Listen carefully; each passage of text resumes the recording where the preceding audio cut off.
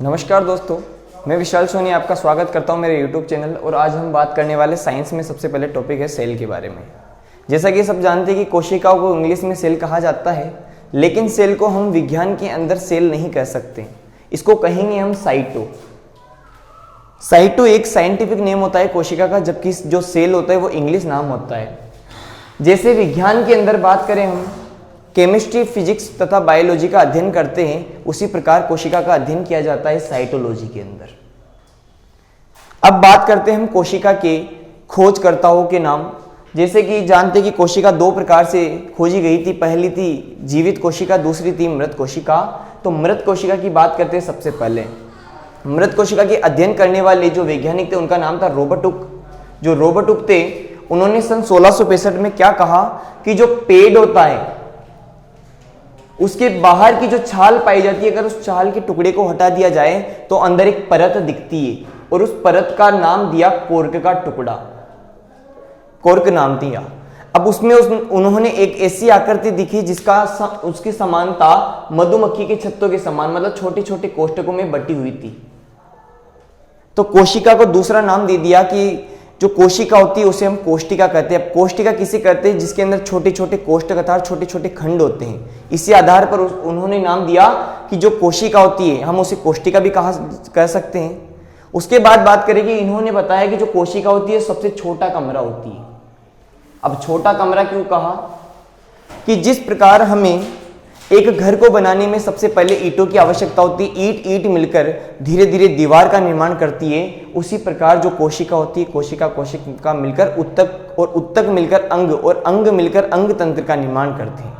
फिर बाद में एक शरीर, जो सजीव प्राणी होता है उसका शरीर का निर्माण होता है।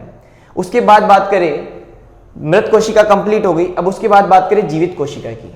तो जीवित कोशिका की जो खोज करता है वो है एंटोनी वॉन ल्यूवेनहोक, जिन्होंने सन 1674 के अंदर जीवित कोशिका की खोज की थी। और जीवित कोशिका को दो भागों में बांटकर इन्होंने किया। पहली थी ओनियन, जो प्याज होता है उसकी झिल्ली ली, तथा दूसरी ली गाल की कोशिका। इन्हीं के अंदर इन्होंने अध्ययन किया। और दूसरा है एक सेवाल होता है जिसका नाम है स्पाइरोगायरा नाम का सेवाल। स्पाइरोगायरा सेवाल।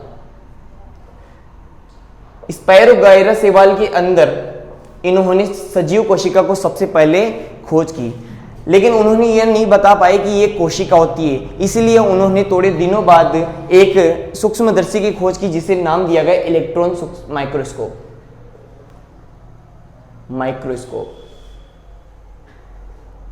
इसी इलेक्ट्रॉन माइक्रोस्कोप की सहायता से उन्होंने जीवित कोशिका की खोज की। अब बात करते हैं कि इन दोनों ने अपना अपना मत प्रस्तुत कर दिया कि सजीव की जो सबसे छोटी इकाई होती है वो कोशिका होती है। फिर आए कोशिका सिद्धांत देने वाले वैज्ञानिक। पहले का नाम है स्लाइडेन तथा दूसरे का नाम है स्वान। 1838 और 1839 में दो वैज्ञानिक आए जिनका नाम था स्लाइडेन तथा स्वान। इन दोनों वैज्ञानिकों ने मिलकर कोशिका सिद्धांत को दिया, और इन्होंने बताया कि जो सजीव का जो शरीर होता है वो कोशिकाओं से मिलकर बना होता है। मतलब छोटे छोटे अंग हो चाहे कोशिका हो, वो सभी चाहे अंग हो वो सभी कोशिकाओं से मिलकर बने होते हैं। अब स्लाइडेन था वनस्पति शास्त्र, मतलब वनस्पतियों के बारे में जांच करता रहता था, तो उन्होंने वनस्पति शास्त्र कहा। दूसरा था स्वान, इसको जंतु शास्त्र कहा क्योंकि जंतुओं के बारे में जानकारी काम था इसका। कोशिका सिद्धांत दे दिया स्लाइडेन स्वान ने। ये क्वेश्चन आता है कंपटीशन एग्जाम में भी, तो पूछा जाता है कि कोशिका सिद्धांत किसने दिया था। तो कोशिका सिद्धांत देने वाले दो वैज्ञानिक थे, पहला था स्लाइडेन, दूसरा था स्वान। अब बात करते हैं, एक नोट दे रखा है यहाँ पे। ये नोट किस आधार पे दिया कि जो कोशिका है वो अलग अलग जीवों में अलग अलग प्रकार की होती है। अब किस प्रकार की होती है? अब देखो, जैसे मानव में भी बहुत सारी विभिन्न प्रकार की कोशिका होती है। जैसे बात करें, मानव में छोटी कोशिका होती है तो बड़ी कोशिका भी होती है। जैसे छोटी कोशिका की बात करें, क्वेश्चन आता है कि मानव में सबसे छोटी कोशिका का क्या नाम है? तो मानव में जो सबसे छोटी कोशिका होती है वो होती है शुक्राणु, जिसे हम इंग्लिश में स्पर्म बोलते हैं। दूसरी है मानव में सबसे बड़ी कोशिका कौन सी होती है? उसका नाम है ओव्यूम, जिसे हम बोलते हैं अंडाणु। शुक्राणु जो होते हैं वो नर जनन अंग होते हैं। जो शुक्राणु होते हैं वो नर जनन अंग होते हैं, तथा जो मादा होती है उसके जो जनन अंग होते हैं वो अंडाणु होते हैं, अर्थात जब दोनों का संलयन होता है, दोनों का निषेचन होता है, दोनों का फर्टिलाइजेशन होता है, तब जाके एक संतान उत्पत्ति होती है। अब बात करें मानव के अंदर तो बात कर ली, लेकिन अब विश्व में बात करें कि संसार में या विश्व में सबसे छोटी तथा सबसे बड़ी कोशिका कौन सी होती है, तो विश्व में बात करें तो सबसे बड़ी कोशिका का नाम होता है शुतुरमुर्ग का अंडा। विश्व में सबसे बड़ी कोशिका जो होती है वो होती है शुतुरमुर्ग का अंडा, जिसे हम इंग्लिश में ऑस्ट्रिच इग कहते हैं, ऑस्ट्रिच इग कहा जाता है। उसी प्रकार बात करें जो विश्व में सबसे छोटी कोशिका होती है, जो एक कोशिक जीव होता है, उसका नाम होता है माइकोप्लाज्मा।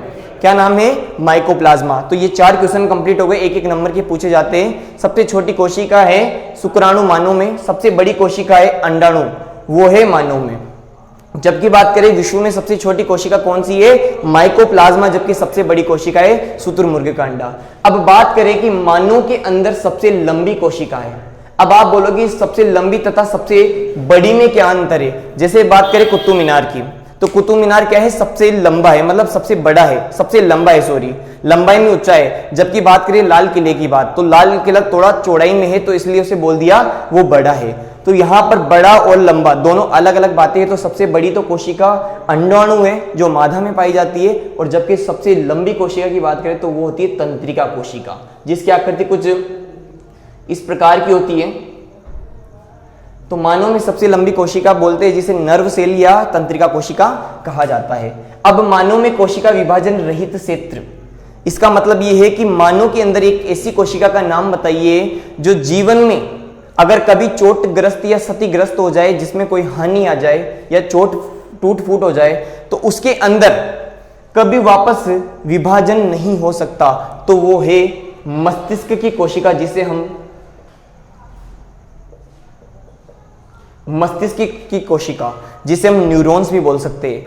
जैसे एक बार चोट लग जाए सिर पर या फिर मस्तिष्क पर, तो हम यहाँ से धरती से एक बार में डिलीट हो सकते हैं, मतलब मर सकते हैं। तो यहाँ की जो कोशिका होती है वो कभी विभाजित नहीं हो सकती। दूसरी बात करें मानव में विभाजित क्षेत्र, मतलब अगर हमारे शरीर में ऐसा क्षेत्र होता है जिस पर अगर कभी चोट लग जाए तो उसकी कोशिका अपने आप ही विभक्त होती रहती है, तो उसका नाम है जो यकृत की कोशिका होती है वो हमेशा वापस विभक्त होती रहती है। तो ये 2 क्षेत्र बताए, इस आधार पर हम कह सकते हैं जो कोशिका होती है मानव की वो हमेशा विभाजित होती रहती है। लेकिन अगर कोई पूछे एक क्षेत्र ऐसा होता है जिसका कोई विभाजन नहीं होता, तो वो होता है मस्तिष्क की कोशिका, जिसे न्यूरॉन बोलते हैं। और ऐसी कोशिका जिसका विभाजन होता रहता है तो वो है यकृत की कोशिका, जिसे लीवर कहा जाता है। आइए अब बात करते हैं कोशिका के संगठन के बारे में। कोशिका संगठन किसे कहते हैं? कि जब कोशिका अपने अपने आकार में व्यवस्थित होकर एक पुनः शरीर का निर्माण करती है, पूर्ण शरीर का निर्माण करती है, तो उसे कहा जाता है कोशिका संगठन। अब सबसे पहले बात करते हैं जिस प्रकार एक भवन का निर्माण करने में सबसे छोटी इकाई जो होती है वो होती है ईंट। अब जैसे ईंटों को एक के ऊपर एक रखे जाएंगे, उसके लिए सीमेंट की भी आवश्यकता होगी, मिट्टी की भी आवश्यकता होगी।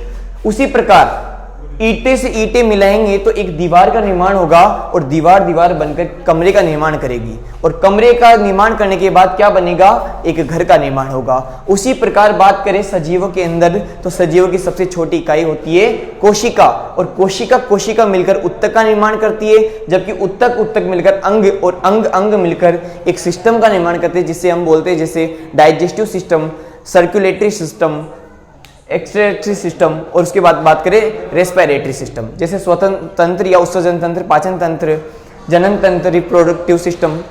उसी प्रकार वो सारे तंत्र मिलकर एक बॉडी, जिसे हम सजीव प्राणी का शरीर कहते हैं, उसका निर्माण करते हैं। ये बात हुई कोशिका संगठन की। इसी आधार पर हम कह सकते हैं कि जो कोशिका होती है उसको शरीर की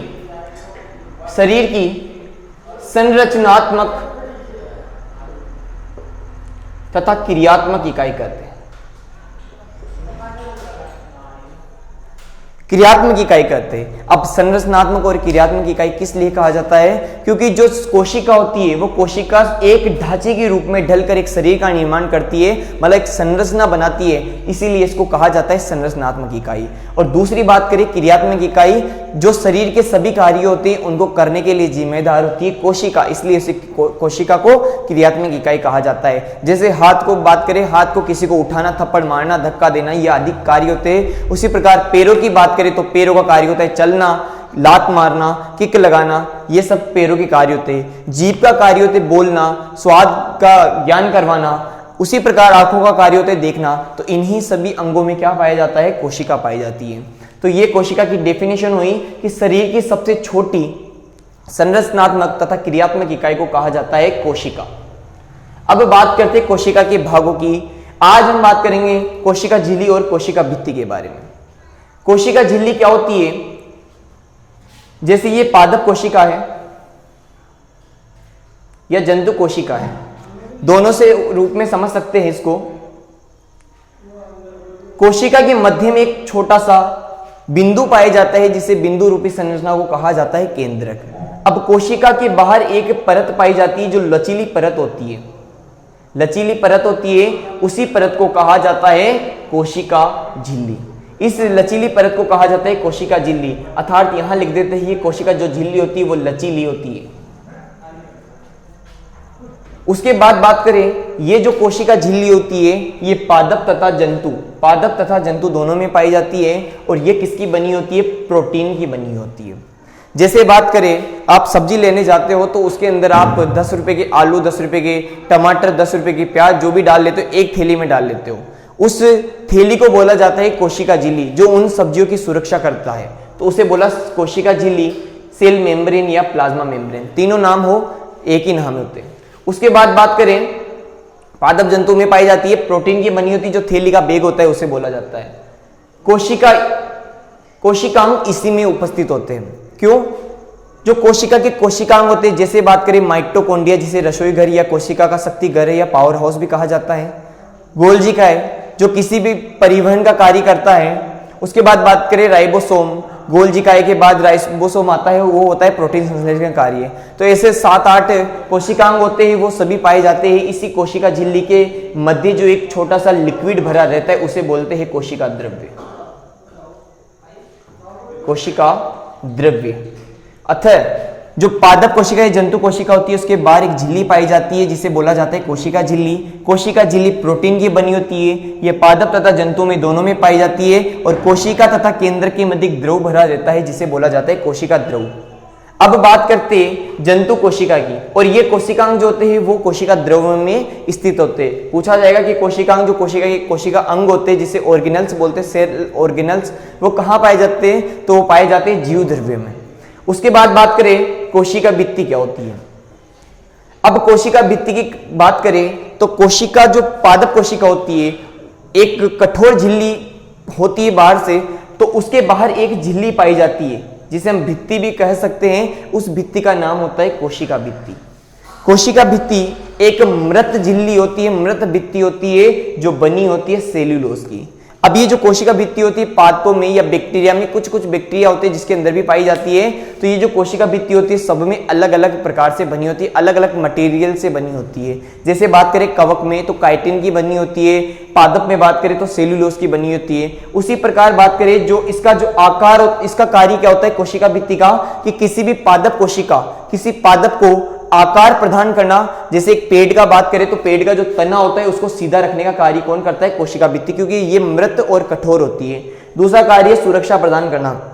मैंने बताया था कि जो पेड़ होता है उसकी जो छाल होती है उसको हटाने के बाद एक परत दिखती है जो लचीली होती है, उसको बोला था कॉर्क का टुकड़ा। इसीलिए उसको सुरक्षा प्रदान करने के लिए कौन लगा होता है? उसके बाद जो कोशिका भित्ति होती है वो लगी रहती है। इसी छाल को कोशिका भित्ति कहते हैं। उसी बात करिए, इसको सहारा प्रदान करती है। जो पेड़ होता है अगर वो लचीला होता तो पेड़ इधर उधर झुक जाता, इसीलिए उसको सहारा प्रदान करने के लिए जो होता है वो होती है कोशिका भित्ति।